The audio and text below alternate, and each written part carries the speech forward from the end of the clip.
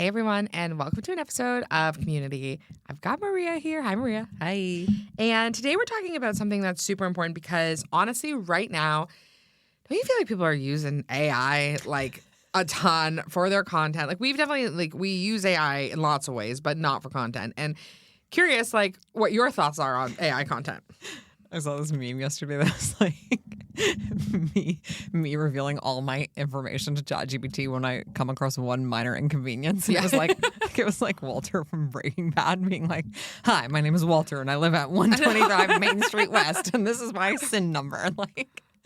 And that I feel like is just really like what's happening. Yeah. Like, people are so dependent on AI that they're just like willing to give it any information. And I understand. And I think more and more people are just falling into the, I don't want to say trap of AI content, because I do think there's a fine line where it can be helpful with some like ideation and some editing and tweaking and things like that. But people are really heavily relying on the use of it. I think especially for things like captions. Even now we're seeing a lot of like videos created by AI. It's starting to get a little scary with like what's real, what's not. Yeah. But I think more than ever, authenticity is going to rule because that's what's going to, hit home with people. And that's what they're going to be able to feel like is actually something real instead of wondering like, was this made by a robot? Yes. Well, yeah, I think so many people are wondering that, right? Especially like I feel like all the time. And I think that there's something to like you can use AI to like generate ideas or to help you with understanding different things. And like, I know for myself, like sometimes I'll be like, okay, like strengthen this hook or this post has performed really well. Like, what else would perform really well? What like ideas do you have? But I think right now it's important that to realize that we're in a time more than ever where we want to really be the opposite of AI, like, and show people our authenticity. And people keep asking me, they're like, do you think podcasting's dead? And I'm like, no, because can people use podcasting or like AI for podcasting? Yes. Our friend Jim Carter, he has a podcast I think it's daily, and he uses AI. It's AI generated. That's great for him. His podcast is about AI. That feels good. For us, it's like this is our way of, connecting with the people that we love working with, sharing our perspectives on things and keeping, really relevant on marketing community trends. And so again, the real opportunity with AI isn't, to copy every trend or, even to make like as many posts as you can, but it really starts with like, you start by standing out, by being yourself and being authentic. And you've seen that a lot this year with your personal brand content that like you've had some stuff really hit because it's super authentic and really connects. Yeah, it's so funny because everything I thought I was supposed to be on Instagram, like all the polished, refined, aesthetic, like perfectly curated, every point like well executed and articulated and all those things. When I create posts like that and like they just never do well. And my posts that do the best are the ones that are like the messiest, the most raw, the most vulnerable. And I think that's partially because of the rise of AI content. And when you're looking at AI content, like it is that safe, polished, inoffensive, like perfectly curated content that lacks personal context. It lacks that like story, that authenticity, that imperfection. And tends to optimize for engagement over connection. And I feel like that's really like the stuff I've been sharing on my personal brand that's hitting home is the stuff that like actually connects with people and resonates and is about my personal story. And I think going forward in 2026 and beyond, that's the content that is going to get people results. Yeah. Yeah, you really want to be connected with your audience, hearing what they have to say, hearing what's resonating with them, and then speaking from that place. Again, it's no problem to use AI to help generate some of those ideas, but really trying to stand out in a world where, like, even for us, like, we have a really good handle on how to use AI. I think, like, not even the tip of the iceberg, to be honest, but, like, a decent handle.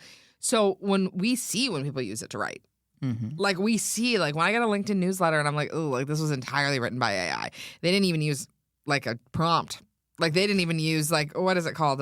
Like, their own GPT. Like, they just went ham into the ether, right? Like, we can see those things. So, how to stand out and not make sure your account is run by ChatGPT? What are the things that you think are really important right now so that people, can really, really stand out to their ideal client? Interesting. I think the problem with AI is it kind of is just like the content is just like filler. Yeah. It's just like there. It's just like posting for the sake of posting. And I feel like the advice in the past was just like post as much as possible and get as many things out there. And like, I don't know that I really resonate with that anymore. Like, because there is just so much garbage. Dare I say it? Garbage? Garbage? Garbage. As the French would say. And I think standing out is like bringing in that human element. Yes.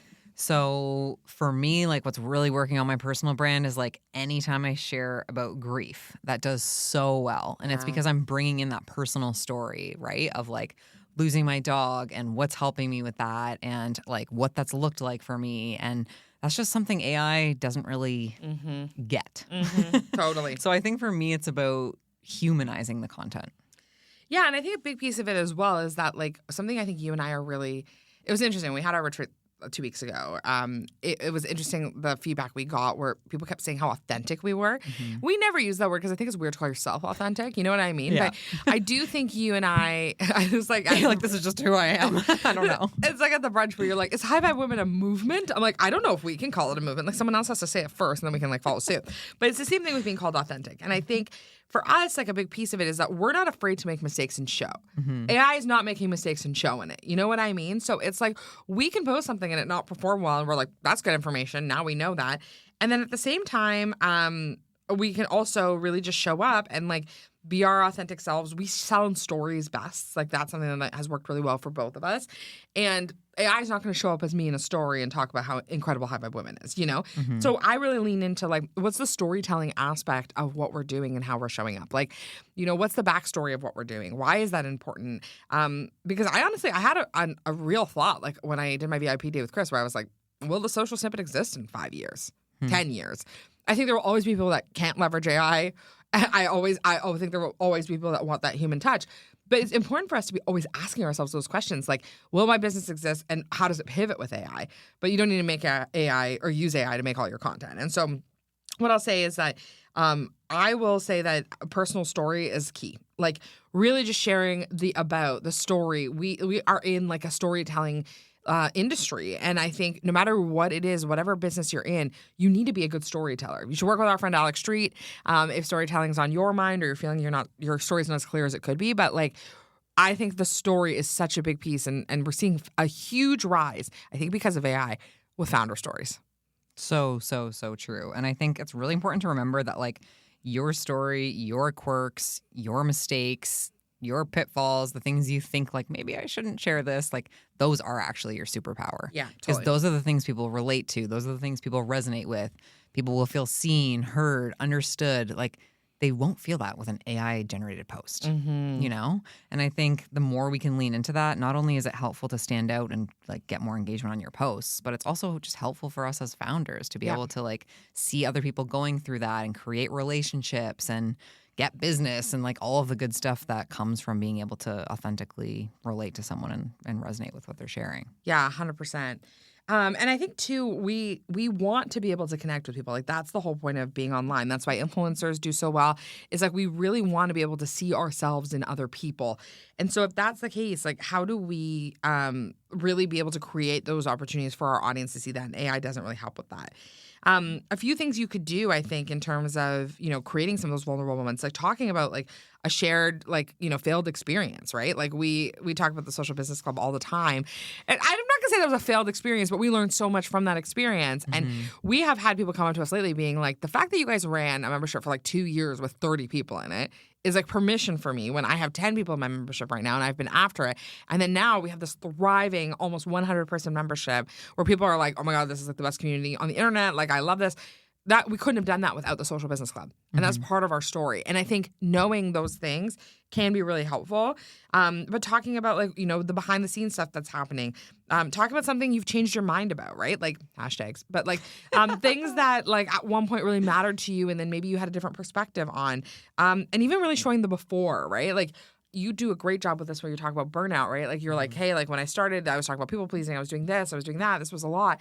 And now you're so much more like, okay, this is how I show up and I'm in it, right? And I think that really resonates with people. If you're worried about sharing your story because you're kind of like in the thick of it, something that really helped me is like waiting until I was out of the thick of it and then sharing the story. Yeah. So you don't always have to share like the mistakes and the messy middle like while you're in the middle of it. I think you can if you can find a way to do that. For me, I struggled to do that, and I couldn't change that into a story that made sense on social. Yeah. Once I felt like I was more kind of like on the other side, then I was able to see the full story, and now I'm able to tell the story and hopefully help people that are in the midst of burnout, right? Yeah. So when you're thinking about like, oh, what could I use, or like what are my mistakes or my vulnerabilities or things that I could share that would really help people, sometimes you can like look back at like a prior version of you and like what did you struggle with as that version of yourself, and how could that help someone through your content today? Yeah, and I think it's like, what's that saying? Sharing from the scar, not the wound. Like making sure that it's something that's like, because people also don't want to see that. Like just being honest, like I think people want vulnerability. They want that connection. But when you share too early and it's too vulnerable, you don't want pity. Yeah. I don't know. It's just kind of a weird vibe.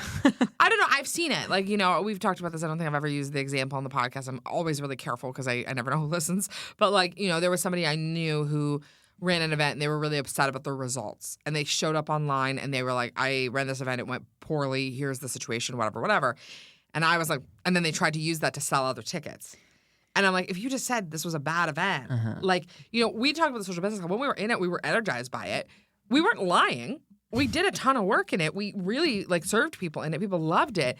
But it wasn't really making sense financially for our business for us to be pouring in so many resources for $22 for 30 people. And it would have been really weird for us to get on social and be like, hi, we don't know how to get more members. Like, we're trying all these things and they aren't really working and blah, blah, blah. But now that we're on the other side of it, we're like, okay, guys, look, we tried this thing for 2 years. We tried all these different things to get members. Yeah. And what we actually needed was to listen to our audience about what they wanted the offering to be. And as soon as we did that, we immediately had like double the amount of members. Yeah.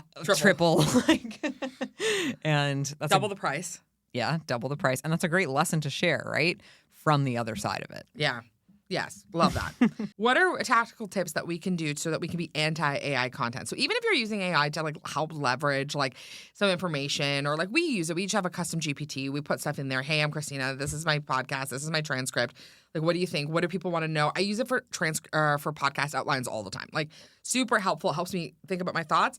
I never say anything I don't think. And there's times where it'll focus on something. I'm like, don't talk about that. Like, I'm not interested. I won't speak about that.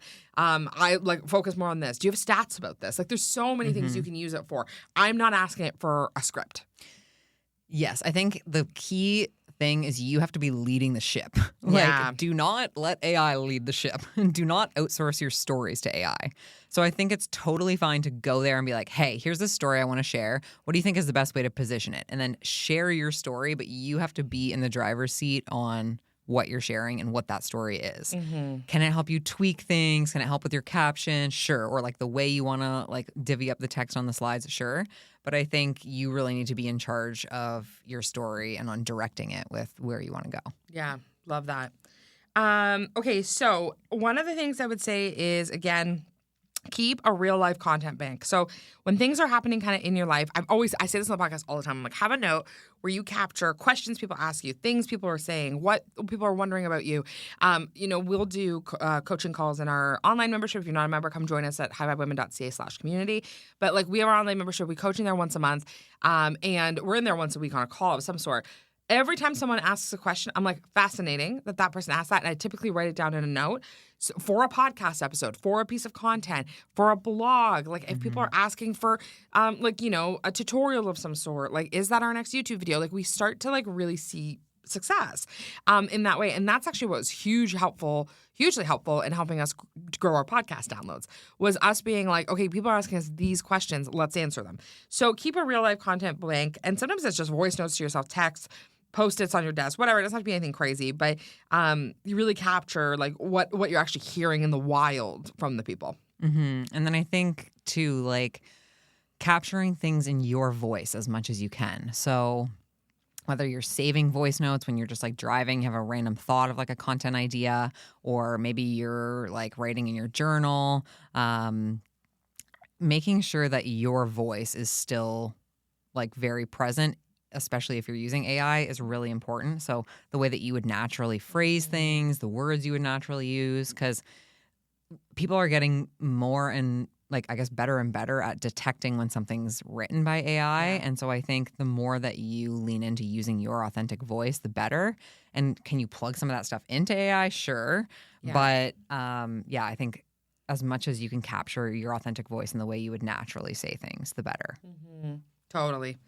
Love that. And then also, like, let your content reflect the season that you're in, right? Like, if you're feeling tired, if you're feeling like, you're doing some stuff, like, people want to see the real stuff. We're noticing that more and more. Like, Maria and I always laugh about, like, how much business booms when we travel.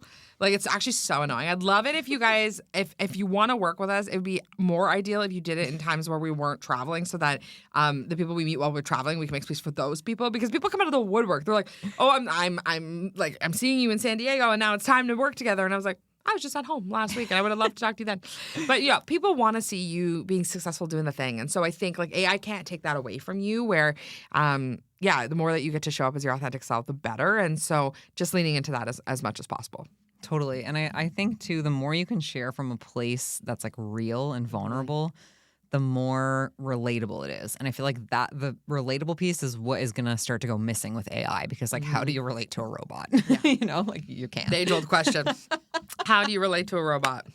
How do you? There was this trend, actually, that was so funny, and I actually did get some pushback on it, which is very rare because I never post anything controversial because I'm afraid of the trolls. But I posted this thing that was like, funny, AI isn't running events for entrepreneurial women. And then someone messaged me and they were like, but it could help and you could use it in the systems. I'm like, I'm not saying I don't use AI. I'm like, I use chat probably every day. My husband it actually was like, AI is going to steal your job. Yes. And then you were like, funny, I don't see AI running, women's events. Empowering women's events. Like, no, but this person came after me and they were like, you could use it for your systems. I'm like, well aware and do. Like, who doesn't like when I use AI is my husband, because sometimes I put in our fights and I ask for advice, and I don't know, my GPT's on my side. I think my GPT sees it. Yeah, this is like a whole nother tangent that I will not get into today, but AI is it like affirms you. Yes. Like you specifically, the user who's using it. So people who are using it for therapy and things like that, it kind of can get out of control. I recommend seeking an actual therapist. Yeah. We have a code for BetterHelp if you need it, but it's actually so funny because I used it one time in an argument and Josh was like, you didn't tell it my side. And I'm like, yeah, of course I didn't tell it your side. It's my chat GPT. I don't need to tell it your side. Goodness. But yeah, don't use it. And if you use it, don't tell your husband about it. But, AI is a helpful tool, but it's not end all be all. And I think, especially as us, like, we're marketers, like, we're always trying to figure out how we can optimize and use AI, to run our podcast production agency part better, or, different pieces. But we know that content and, like, building community comes from the humanness in us. And so, if you're worried about AI overtaking you, it's not going to overtake you. So just keep showing up as personally as possible. It's not going to overtake you. It will never be Kristina Barthold. AI will never be me. I don't think AI has as many ideas as I do. Certainly not. I love it. Well, guys, if you want to use AI, keep using it. Keep trying to figure out different ways. There's great people like our friend Jim Carter. Definitely get on his email list. You learn a lot about the tools. And, like, there are just so many ways you can use it in a positive way. But you don't have to use it for your content. You don't need to use it for your writing. At least take out the M dashes if you're going to use it. And we're so sorry to all the people that used M dashes before ChatGPT. I know. Sucks for them. That's a tough one. But you just got to let it go now. Sorry. Yeah. Sorry. Okay, let us know what resonated, maybe what AI stuff you are seeing that you'd love for us to cover. And yeah, we can't wait to see what you come up with. See you next time.